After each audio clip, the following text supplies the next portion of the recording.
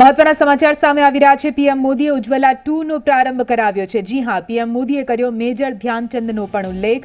Khel Ratna award હવે major ધ્યાનચંદના નામે ઓળખાશે। લાખો યુવાનોને આનાથી પ્રેરણા મળશે। विश्व बायोफ्यूल दिवस पर हमें अपने लक्ष्यों को फिर याद करना है। अभी हमने एक छोटी सी फिल्म भी देखी कि बायोफ्यूल के क्षेत्र में क्या काम हो रहा है। बायोफ्यूल एक स्वच्छ ईंधन मात्र नहीं है, बल्कि ये ईंधन में आत्मनिर्भरता के इंजन को, देश के विकास इंजन को, गांव के विकास इंजन को गति देने का भी एक माध्यम है। बायोफ्यूल एक ऐसी ऊर्जा है जो हम घर और खेत के कचरे से, पौधों से, खराब सड़े हुए अनाज से प्राप्त कर सकते हैं। ऐसे ही एक बायोफ्यूल इथेनॉल पर देश बहुत बड़े लक्ष्यों के साथ काम कर रहा है।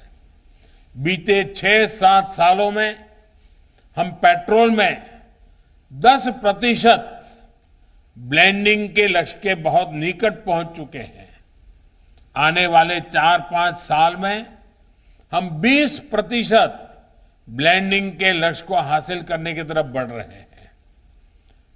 लक्ष्य देश में ऐसी गाड़ियों के निर्माण का भी है जो 100% इथेनॉल से ही चलेगी। साथियों, इथेनॉल से आना जाना भी सस्ता होगा, पर्यावरण भी सुरक्षित रहेगा, लेकिन सबसे बड़ा लाभ हमारे किसानों को होगा, हमारे नौजवानों को होगा। इसमें भी विशेष रूप से यूपी के किसानों, नौजवानों को बहुत लाभ होगा। गन्ने से जब इथेनॉल बनाने का विकल्प मिलेगा तो गन्ना किसानों को पैसा भी ज्यादा मिलेगा और समय पर मिलेगा। पिछले साल ही यूपी में इथेनॉल उत्पादकों से 7,000 करोड़ रुपए का इथेनॉल खरीदा गया है। बीते सालों में इथेनॉल से जुड़ी, बायोफ्यूल से जुड़ी अनेक इकाइयां यूपी में बनाई गई हैं। गन्ने के अवशेष से कंप्रेस्ड बायोगैस बनाने के लिए यूपी के 70 जिलों सीबीजी प्लांट बनाने की प्रक्रिया चल रही है। अब तो कृषि अवशेष से, पराली से बायोफ्यूल बनाने के लिए 3 बड़े कॉम्प्लेक्स बनाए जा रहे हैं। इनमें 2 यूपी के बदायूं और गोरखपुर में और एक पंजाब के भटिंडा में बनाया जा रहा है।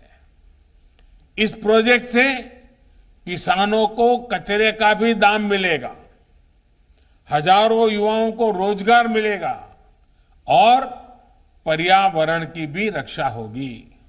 साथियों, इसी प्रकार एक दूसरी महत्वपूर्ण योजना है गोबर्धन योजना। ये योजना गोबर से बायोगैस बनाने को प्रोत्साहन देती है। इससे गांवों में स्वच्छता भी आएगी और ऐसे पशु जो डेयरी सेक्टर के लिए उपयोगी नहीं है, जो दूध नहीं देते हैं, वो भी कमाई करके देंगे। योगी जी की सरकार ने अनेक गौशालाओं का भी निर्माण किया है। इसी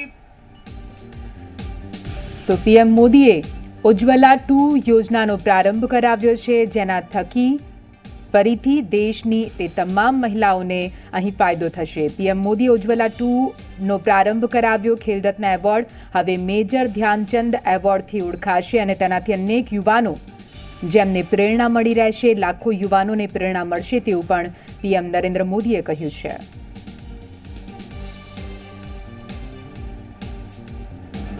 एक और महान संतान को याद कर रहा हूं।